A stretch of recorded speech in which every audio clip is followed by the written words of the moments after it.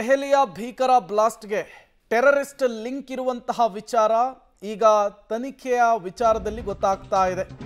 ವಿಧ್ವಂಸಕ ಕೃತ್ಯಕ್ಕೆ ಮೊದಲೇ ಪ್ಲಾನ್ ಅನ್ನು ಮಾಡಿಕೊಂಡಿದ್ರಾ ಅನ್ನುವಂತಹ ಅನುಮಾನ. ಪುಲ್ವಾಮಾ ಅಟ್ಯಾಕಿಗೆ ಸಂಚು ರೂಪಿಸಿದಂತೆ ವೈದ್ಯ ಪ್ಲಾನ್ ಅನ್ನು ಮಾಡಿದ್ನ ದೆಹಲಿಯಲ್ಲಿ ವಿಧ್ವಂಸಕತೆಯನ್ನು ಸೃಷ್ಟಿ ಮಾಡುವುದಕ್ಕೆ. ಡಾಕ್ಟರ್ ಉಮರ್ ಮಾಸ್ಕ್ ಅನ್ನು ಧರಿಸಿ ಕಾರ್ನಲ್ಲಿ ಕೂತ ಓಡಾಡಿದಂತಹ ದೃಶ್ಯ ಈಗ ಸೆರೆ ಸಿಕ್ಕಿದೆ. ವಿಧ್ವಂಸಕ ಕೃತ್ಯಕ್ಕೆ ಮೊದಲೇ ಪ್ಲಾನ್ ಅನ್ನು ನಡೆದಿತ್ತ. ಯಾವಾಗ ಆಪರೇಷನ್ ಟೆರರ್ ಡಾಕ್ಟರ್ ಆಯಿತು ಅದರಿಂದ ಗಲಿಬಿಲಿಗೊಂಡಂತಹ ಡಾಕ್ಟರ್ ಉಮರ್ ತತ್ಕ್ಷಣಕ್ಕೆ ಗರಿ ಬಿದ್ದು ಫೋಟೋವನ್ನು ಮಾಡಿದಂತೆ ಕಾಣಿಸ್ತಾ ಇದೆ. ಗಮನಿಸ್ತಾ ಇದ್ದೀರಿ, ಈತ ಡಾಕ್ಟರ್ ಉಮರ್ ಮಾಸ್ಕ್ ಅನ್ನು ಹಾಕ್ಕೊಂಡಿದ್ದಾನೆ.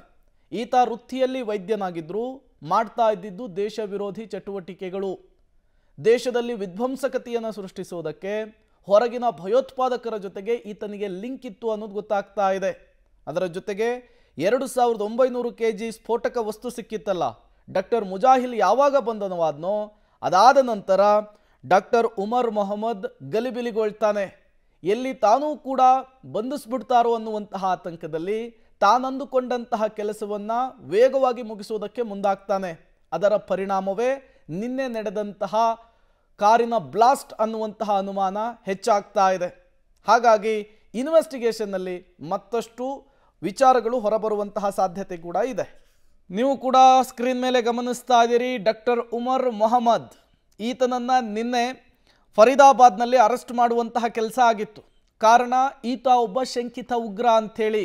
ಈತನ ಬಳಿ 2900 kgಗೂ ಹೆಚ್ಚು ಸ್ಫೋಟಕ ವಸ್ತು ಸಿಕ್ಕಿತ್ತು.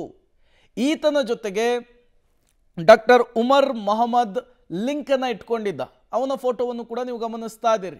ಈತನೇ ಮುಖಕ್ಕೆ ಮಾಸ್ಕನ್ನು ಹಾಕ್ಕೊಂಡು I-20 ಕಾರ್ನಲ್ಲಿ ಸ್ಫೋಟಕವನ್ನು ತುಂಬಿಕೊಂಡು ದೆಹಲಿಗೆ ಎಂಟ್ರಿ ಕೊಟ್ಟಂತಹ ಮಾಹಿತಿ ಸಿಗ್ತಾ ಇದೆ. ಈತನೇ ಈ ಸ್ಫೋಟದ ರೂವಾರಿ ಅನ್ನೋದು ಗೊತ್ತಾಗ್ತಾ ಇದೆ. ಈತನೂ ಕೂಡ ಟೆರರ್ ಡಾಕ್ಟರ್ ಗುಂಪಿನ ಸದಸ್ಯನಾಗಿದ್ದ ಅನ್ನೋದು ಗೊತ್ತಾಗ್ತಾ ಇದೆ.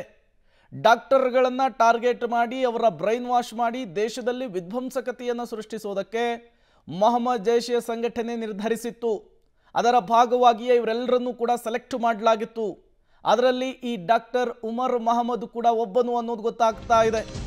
ಯಾವಾಗ ಒಬ್ಬೊಬ್ಬರನ್ನೇ ಬಲಿ ಹಾಕುವಂತಹ ಕೆಲಸ ಆಯಿತೋ ಕಕ್ಕಾಬಿಕ್ಕಿಯಾದಂತಹ ಉಮರ್ ಆತುರಾತುರವಾಗಿ ದೆಹಲಿಯಲ್ಲಿ ಸ್ಫೋಟ ಮಾಡಿದ್ದಾನೆ ಅನ್ನುವಂತಹ ಅನುಮಾನ.